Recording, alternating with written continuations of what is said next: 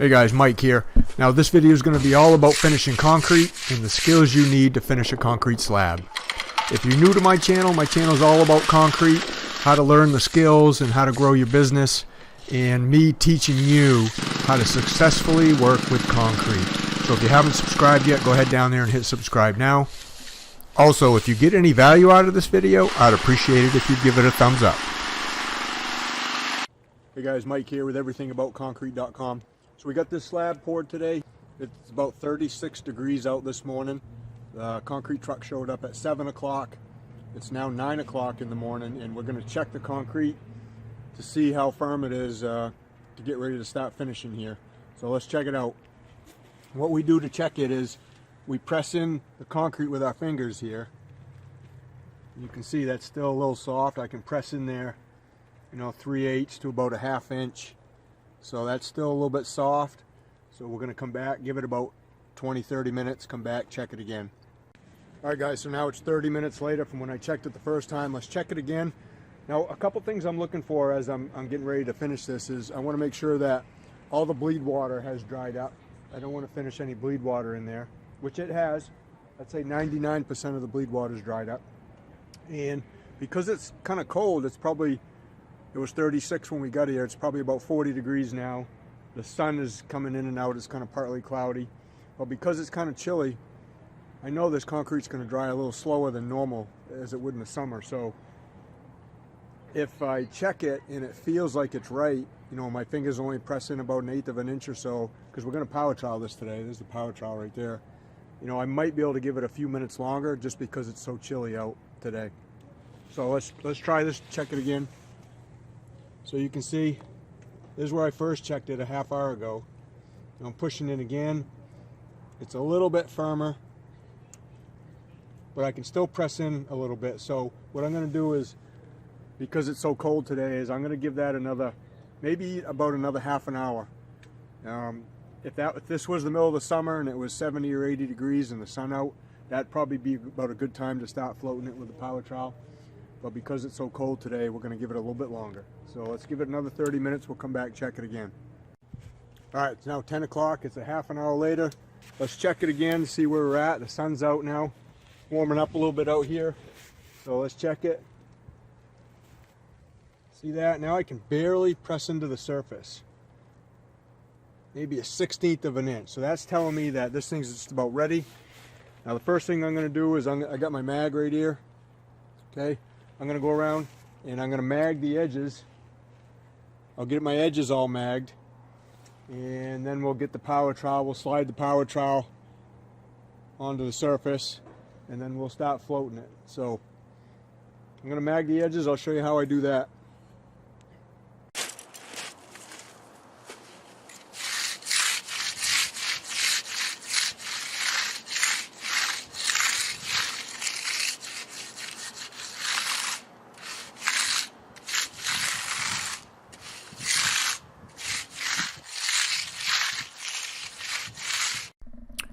Alright guys, now for that tool I'm using, that's called a mag float, and we always mag float the edges first, and then we use a hand trowel or a steel trowel after we mag float. For you guys that don't have that, for you new ones that don't have that stuff yet, I got a link down in the description for those tools. And for you guys looking to do a slab like this yourself, I have a course down in the description of the video that goes over how to form a slab, how to pour a slab, and how to finish a slab like we're doing here in greater detail. So it takes you through all the steps. So for you guys looking to do a slab like this on your own, I highly recommend going down there and getting that course, and that'll minimize any mistakes and just help you with pouring your slab. Alright, we got the edges all magged. So what I'm going to do now is I'm going to step on it. I'm going to walk on it here, and if I feel like it still feels a little squishy under my feet, then I'm going to give it a few more minutes. If not, then we'll go ahead and we'll start power troweling this thing. So let's get on it.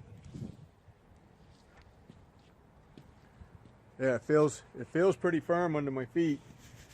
You can see there, I'm barely even sinking in. Maybe a 1/16 of an inch I'm sinking in.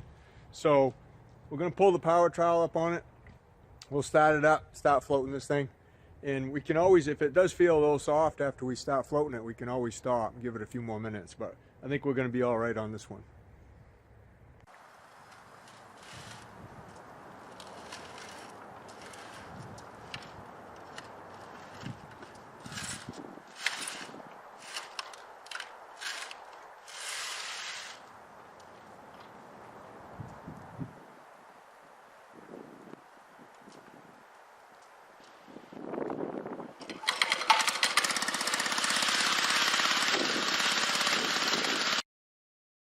So for you new guys out there, you know, the timing of this first hit's pretty important.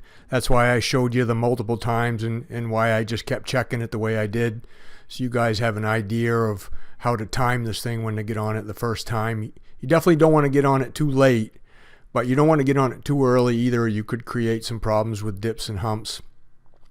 Now running a power trowel, really, you know, for you new guys, that's not really all that easy to do either. There's a trick to running that power trowel. You know, you got to make sure you really hold on to those handles because that thing's going to want to take off and start spinning. And to move the power trowel, it's kind of like a floor buffer. You know, in order for it to go left, you got to lift up on the handles a little bit. And then to make it go right, you got to push down on the handles a little bit. And then to make it hover in one spot, you know, you got to have an even amount of pressure lifting up and pushing down to make it kind of move just in one spot. So there's a little learning curve to running one of these things, and when you first start running it, you're going to be fighting it, but that should give you a pretty good idea how to do this. And then take note of that pattern I'm doing. That's important too as you're finishing a slab. All right, so we just got done floating the concrete with the power trowel. We use a float blade on top of the finished blade is how we do our finishing. Some guys just use combo blades where they use the same blade to hit it the first time, which is the float, and then they use the same blade to hit it with the finish. So we just do it a little differently. We like the float blades. They're a little heavier blade. They leave the surface of the concrete open so they don't seal off the surface too early, which could seal in some water or seal in some air and cause blisters and bubbles. So that's one of the reasons we like those float blades. Plus, I just feel like it's a little faster to use the float blades than the combos. I've used combos enough in the past to know that the difference between the both. So anyway, we just use the combo blades. So once we get done floating the concrete, the next thing I like to do is I like to go around and steel trowel my edges while the concrete's still a little green.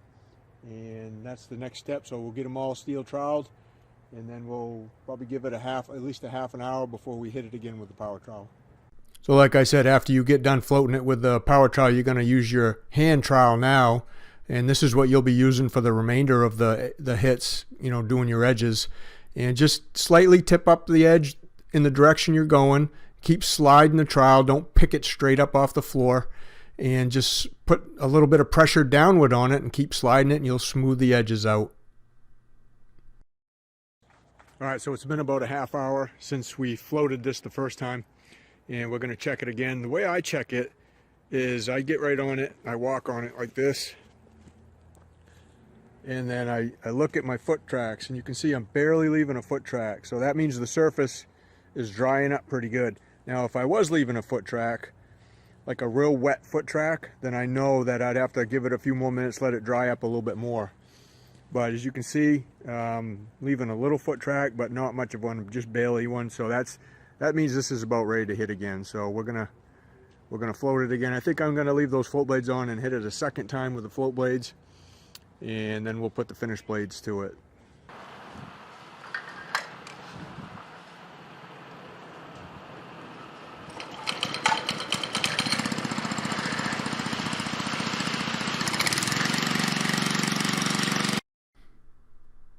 All right, so when I talked about that pattern, as you can see, the time I hit it the first time, I kind of went in, let's say, like an east to west type pattern. You can kind of see it on the floor there. Now I'm going to cross that pattern 90 degrees and go kind of north to south. And the reason we do this is it helps flatten the slab even more than it already is. If you continually hit it in the same direction every time you use the power trowel, you're going to create little waves in the floor. And although you might not be able to see them, if you ran a string over it or put a 2x over it, then you'd see those little dips and waves underneath that. So if you cross your patterns when you power trowel, that's going to be a big key to help keeping it flat. And that's how all the pros do it. And that's what I'm doing here to show you guys. All right, so it's been about another half hour since we second floated this thing. We're going to check it again by walking on it. Let's walk on it, check out our, not really leaving a footprint at all. You can see it's pretty dry, so we're gonna lay it down. I'm gonna kick off You see I got those big float blades on there. I'm going to kick those off and use the finish blades that are underneath them.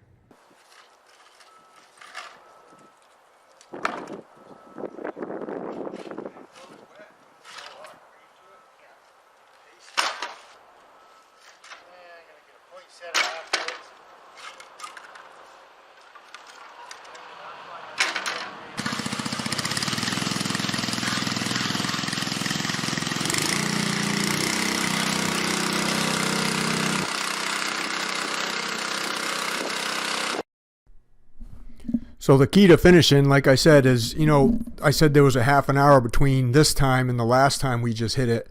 For you new guys out there, you know, you can't just keep hitting the concrete over and over again with the power trowel.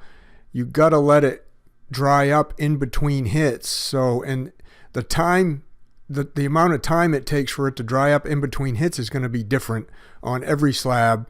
You know, and a lot of that's dictated by not only the mix, you know, whatever the concrete mix is, but the day, how hot is it, if the sun's out, if it's windy out.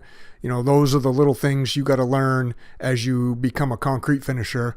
And you kind of understand the characteristics of the drying times of the concrete the more you do it. But the key is just getting out there and doing it. So, you know, hopefully your boss lets you do this and you can learn how to do it and become a good finisher someday.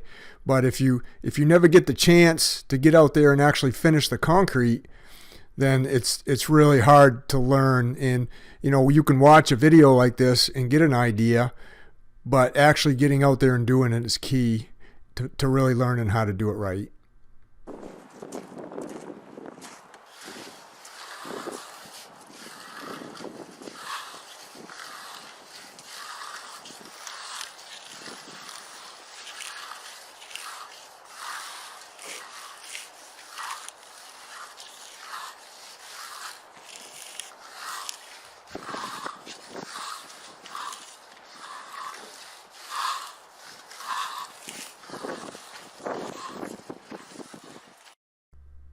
So after I hit that last time, I gave it another half an hour before you see me hitting it here again. And you can see when I was hand troweling that edge up against the building, you know, the sun radiating off that building makes that edge up there really warm, and that edge dries really fast. Even though it's only, you know, in the low 40s today for temperatures, with the sun beating on the concrete like this, it still dries pretty fast. You can see we got the board stripped off already, and it's probably around noontime, 12:30. You know, we started pouring this at 7 o'clock. We obviously, you know, on a day like today where we started and it was in the 30s, we put calcium chloride in the concrete for an accelerator, and the concrete also had hot water in it, about 160 degree water in it, so that helps it dry fast too. So this thing is actually drying really good for a day like today. And what we're going to do, this is all getting covered with tile, so that slab is just about done as far as power troweling. It's just about shined out, burnt out. And Luke and Darren are just going to get out there and wipe off what little bit of fuzz is on there. And we're going to finish this thing up that way. So then we'll end up covering it up. But that's the basics on how to finish a slab with a power trowel, guys. So it's 1 o'clock right now. We're all done power troweling. We're just wiping off what little bit of fuzz is left on there from the power trowel. This is all getting tile over it, so the slab's getting completely covered. So like I said, it's 1 o'clock now. We're all done troweling. We started troweling around 10 o'clock this morning, so from start to finish it was 3 hours with the power trowel. And last thing we got to do is we're going to saw our expansion joints in this, and then we're going to cover it back up with the tarp, put some hay on it, and then we'll be out of here. We do saw expansion joints, like I said, in all our slabs, and I don't show this on this video, but I'll link to one at the end of the video. It'll pop up where you can see us sawing our expansion joints and how we do that and what we use for a saw. That's pretty standard. That's me measuring them out right there. So we're going to cut one down the middle each way on this, and those saw cuts will just help control any shrinkage cracks or expansion cracks in this slab. So for you new guys that want to do a slab on your own, or you want to attempt to do your own slab, like I said, down in the description, down in the show more, down below the video, I got my concrete slab course, and that'll teach you everything you need to know about doing a slab like this. So I mean, I highly recommend that. It'll save you a ton of money, a ton of time, and it's well worth the cost. And thanks again, guys, for watching. We'll see you on the next video.